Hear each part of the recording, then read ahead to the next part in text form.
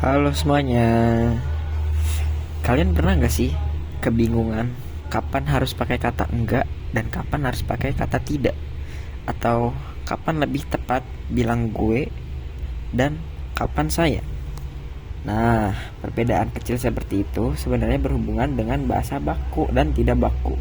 Dalam video kali ini, saya akan membahas pentingnya menggunakan bahasa baku dalam kehidupan sehari-hari. Bahasa baku adalah ragam bahasa yang digunakan sesuai dengan kaidah atau aturan yang telah ditetapkan, baik dari segi ejaan, tata bahasa, maupun pilihan kata. Bahasa ini biasanya menjadi standar komunikasi resmi, seperti dalam dunia pendidikan, surat menyurat, pidato, dan media massa. Sedangkan bahasa tidak baku adalah bentuk bahasa yang lebih santai dan sering digunakan dalam percakapan sehari-hari atau media sosial.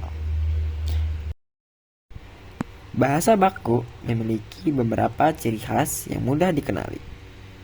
Yang pertama, mengikuti kaidah ejaan yang benar sesuai dengan EYD atau POEB. Yang kedua, menggunakan struktur kalimat yang jelas dan logis. Yang ketiga, memakai pilihan kata yang tepat dan tidak rancu. Yang keempat, tidak dipengaruhi bahasa daerah atau bahasa asing secara berlebihan. Dan yang kelima, umumnya digunakan dalam situasi formal. Bahasa baku memiliki fungsi yang sangat penting dalam kehidupan kita. Beberapa di antaranya, yang pertama, sebagai alat komunikasi resmi, misalnya dalam surat dinas, ujian, atau berita. Yang kedua, sebagai pemersatu bangsa, karena bahasa baku bisa digunakan dan dimengerti oleh semua orang Indonesia dari berbagai daerah. Yang ketiga, sebagai penanda kepribadian dan pendidikan seseorang. Orang yang mampu menggunakan bahasa baku dengan baik biasanya dinilai lebih sopan dan terpelajar. Dan yang keempat, sebagai pedoman penulisan dan pembelajaran bahasa Indonesia di sekolah maupun lembaga formal. Sekarang kita lihat beberapa contoh perbandingan antara bahasa baku dan tidak baku dalam kehidupan sehari-hari. Contohnya, bahasa tidak bakunya seperti gue lagi makan memiliki bahasa baku seperti saya sedang makan. Selanjutnya, ada bahasa tidak baku gak usah ribet. Ada bahasa bakunya tidak perlu rumit. Yang ketiga, bahasa tidak bakunya ada kalau udah selesai.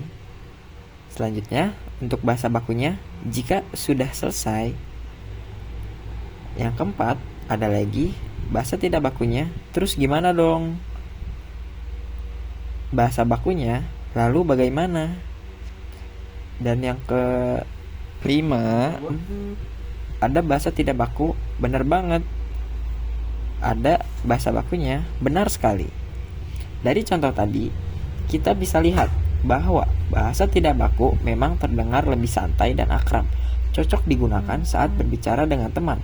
Namun, dalam konteks formal seperti menulis surat lamaran kerja, membuat laporan, atau berbicara di depan umum, bahasa baku jauh lebih tepat digunakan. Penting untuk diingat bahwa bahasa tidak baku bukan berarti salah. Bahasa tidak baku tetap memiliki tempat terutama dalam percakapan sehari-hari yang bersifat informal.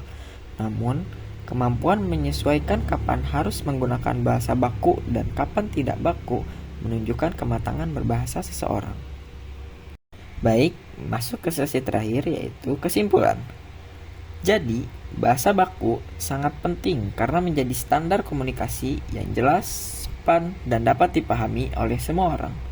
Dengan membiasakan diri menggunakan bahasa baku dalam situasi formal, kita ikut menjaga martabat bahasa Indonesia, sekaligus menunjukkan sikap profesional dan berpendidikan. Itu saja. Terima kasih sudah menonton. Saya Bastian Yusuf Iskandar dengan NIM 33372400088 pamit undur diri.